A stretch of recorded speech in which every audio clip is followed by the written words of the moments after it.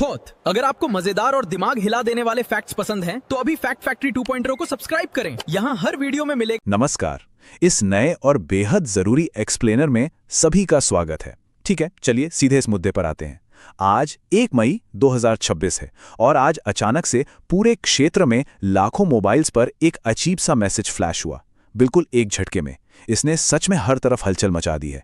ये कोई normal forwarded text या स्पैम नहीं है, ये एक ऐसा डिजिटल अलर्ट है जिसने सबका ध्यान अपनी ओर खींच लिया है। तो चलिए बिना किसी देरी के इस वायरल घटना को डिकोड करते हैं और समझते हैं कि आखिर चल क्या रहा है। भाग 1, इस रहस्यमयी मैसेज का सच।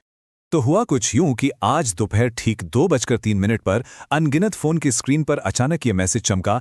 एनडीएमए 2 मई 2026 को आपके क्षेत्र में सेल ब्रॉडकास्ट अलर्ट का परीक्षण करेगा।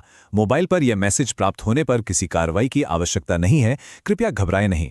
ये कोई कोरी अफवाह नहीं है। आज सच में लाखों नागरिकों ने इस टेक्स्ट को प्रत्यक्ष रूप से अपने मोबाइल पर प्राप्त किया है।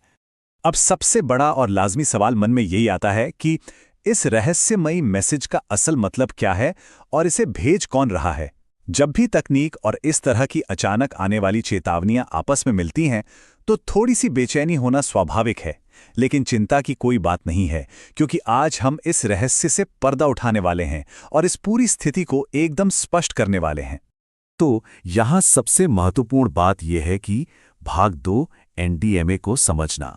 मैसेज में एक अहम शब्द था, एनडीएमए यानी राष्ट्रीय आपदा प्रबंधन प्राधिकरण। इसे हम अपने जाने पहचाने मौसम विभाग या आपदा राहत विभाग के एक बहुत बड़े और एडवांस रूप की तरह समझ सकते हैं। ये भारत सरकार की वो शीर्ष संस्था है जिसका मुख्य काम प्राकृतिक आपदाओं के दौरान मोर्चा संभालना और नागरिकों की सुरक्षा सुनिश्चित करना है। तो एक बात तो बिल्कुल साफ है कि ये मैसेज पर्दे के पीछे से काम कर रहे किसी हैकर का नहीं, बल्कि हमारी राष्ट्रीय सुरक्षा से जुड़े एक बड़े बुनियादी ढांचे का हिस्सा है। भाग 3, 2 मई 2026 का परीक्षण। इस मैसेज का सबसे जरूरी हिस्सा वो घटना है जो कल यानी 2 मई को होने वाली है। कल मोबाइल फोन पर एक बहुत ही तेज अलार्म जैसी आवाज बजेगी जिससे किसी भी हाल में रोका नहीं जा सकेगा। ध्यान रहे, ये कोई आम रिंगटोन या मैसेज टोन नहीं होगी। ये काफी तेज और चौंका देने वाली होगी। लेकिन यहां एक गहरी सांस लेने की जरूरत है। ये कोई असली खतरा नहीं है। ये सिर्फ और सिर्फ इस सेल ब्रॉडकास्ट सिस्टम का एक तकनीकी परीक्षण यानी टेस्टिंग है। सरकार बस ये पक्का करना चाहती है कि आपातकाल के समय ये तकनीक बिना किसी रुकावट के पूरी क्षमता से काम करे। और ये बहुत ही शानदार तरीके से ये स्पष्ट करता है कि कल जब वो तेज अलार्म बजेगा तो क्या करना है। निर्देश बिल्कुल सीधे और सरल हैं। कोई भी कार्रवाई नहीं करनी है, बिल्कुल भी नहीं घबराना है। बस एक बहुत तेज और असामान्य आवाज के लिए मानसिक रूप से तैयार रहना है और उस पल भर की रुकावट को पूरी तरह से इग्नोर कर देना है। सोचिए, अगर ये निर्देश आज पहले से ना दिए गए होते तो कल अचानक वो भयानक अलार्म बजने पर पूरे देश में बिना वजह कैसी अफरा तफरी मच जाती। अगर हम इस पूरी टाइमलाइन पर एक नजर डालें तो सारी तस्वीर एकदम साफ हो जाती है। आज 1 मई को ये पूर्व चेतावनी वाला टेक्स्ट मैसेज भेजा गया ताकि कल 2 मई को बजने वाले उस तेज सिस्टम टेस्टिंग अलार्म के लिए हर कोई तैयार रहे और देश में कोई पैनिक न फैले। और इसका अंतिम लक्ष्य क्या है? इसका लक्ष्य है हमारा भविष्य सुरक्षित करना।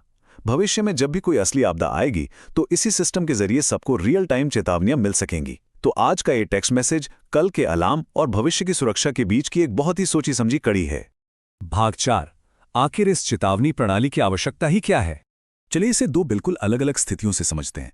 एक तरफ कल्पना कीजिए एक अचानक आने वाली आपदा की, जहां कोई चेतावनी नहीं होती और जोखिम बहुत बहुत ज्यादा होता है।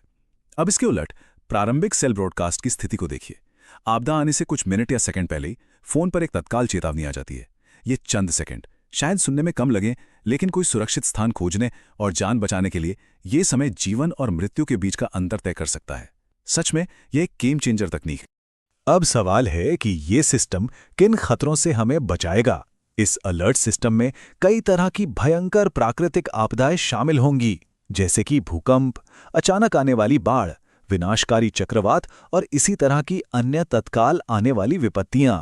इस तकनीक का सबसे बड़ा फायदा और सरकार का मुख्य लक्ष्य यही है कि जब भी धरती कांपने वाली हो या मौसम अचानक रौद्र रूप लेने वाला हो, तो तबाही शुरू होने से कुछ क्षण पहले ही हर एक स्मार्टफोन पर एक साथ ये अलर्ट गूंज उठे।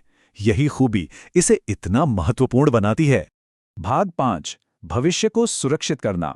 तो अंत में ये पूरा एक्सप्लेनर हमें एक बहुत ही विचारोत्तेजक सवाल के साथ छोड़ जाता है। हमारे मोबाइल फ़ोन, जो कभी सिर्फ बात करने या मैसेज भेजने के काम आते थे, वो अब तेज़ी से एक महत्वपूर्ण जीवन रक्षक तंत्र में बदल रहे हैं। एक कंफ्यूज करने वाले मैसेज से शुरू हुई बात अब देशव्यापी सुरक्षा के एहसास में बदल चुकी है। तकनीक तो अपना काम बेहतरीन ढंग से कर रही है, लेकिन क्या हमारा समाज उस अगले असली अलर्ट के लिए पूरी तरह से तैयार है? क्या हम उस समय बिना घबराए सही कदम उठा पाएंगे? ये सोचने वाली बात है। इस अहम जानकारी के सफर में साथ जुड़ने के लिए बहुत बहुत धन्यवाद।